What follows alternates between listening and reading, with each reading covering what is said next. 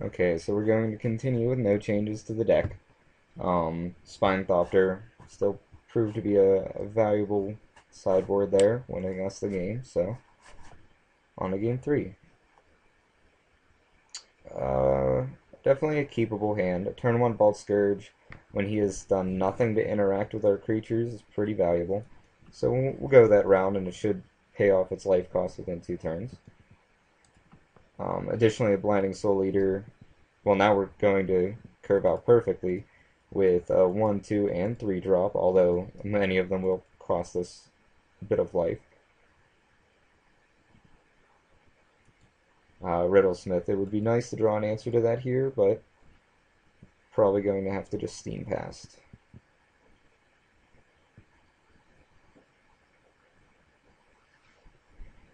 Or we will draw an answer, and we're going to immediately play it, despite not fitting our curve quite as well. Not allowing him to filter through his cards is too valuable not to take the opportunity. So it is now 19 all, and we got our 1 for 1. Again with the Shrine, and Violent Wound, so we drew the other answer to the Riddlesmith as well. We're going to pay 2 more life to play the Thopter while leaving up Violent Wound and continue to swing with the Bolt Scourge. The 1 life a turn will be pretty valuable, especially early, and hopefully we can get back to her at least the start before he puts the pressure on us again. No play is certainly awkward, so we'll just swing with both and play our Blinding Soul Eater, provided no effects occur. Okay, now this will prevent us from getting hit with a Spire Monitor or other flash creature that could take out one of our flyers. Dross Ripper is wholly ineffective at this point, so we're just going to continue to attack and tap him on the beginning of his combat step.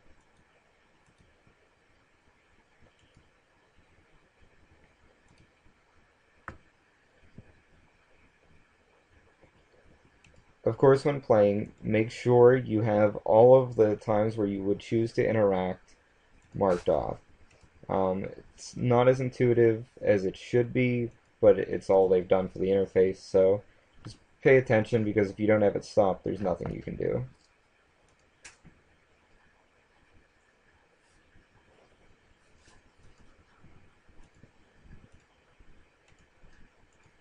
So we're going to try to bait him in the blocking so we can use a Violent Wound. I find it unlikely that he will, because the value is just too high for that card. So we're going to play a Quarter Paladin and just move on. This turn, instead of tapping the Dross Ripper, we'll tap the Sangromancer.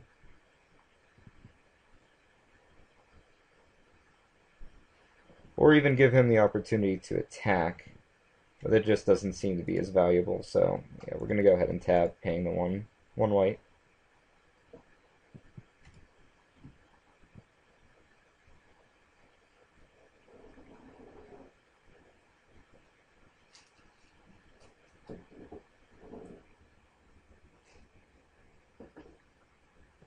That's certainly unfortunate at this point, but we should be able to get in a good bit of damage as a result, although the Sangromancer's ability is quite frustrating.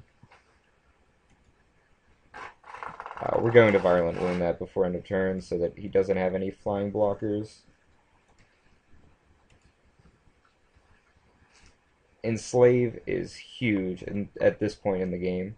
So we're going to attack with probably our entire team, but only after we've taken this Sangromancer.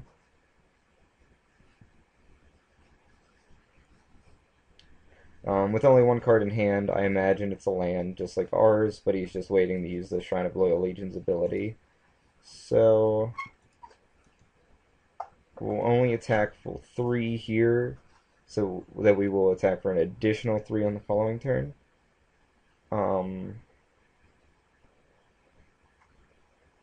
Because either way, we'll lose our Quarter Paladin when he does attack. So that'll be 4 damage from the Enslave, provided he has no effects.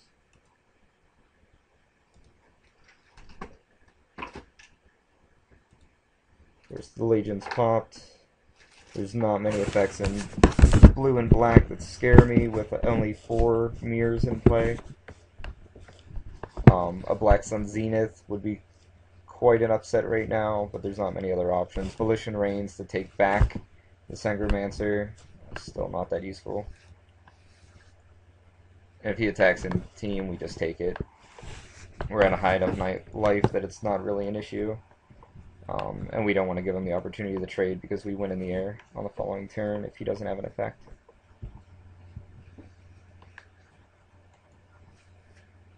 Most likely returning Vault Scourge, or Riddlesmith, but either way, that seems bad for him because he tapped both of his black to play the Entomber Exarch, so he either loses 2 life, which puts him at dead anyway if he blocks. Well, it would put him at 1, but Enslave kills him.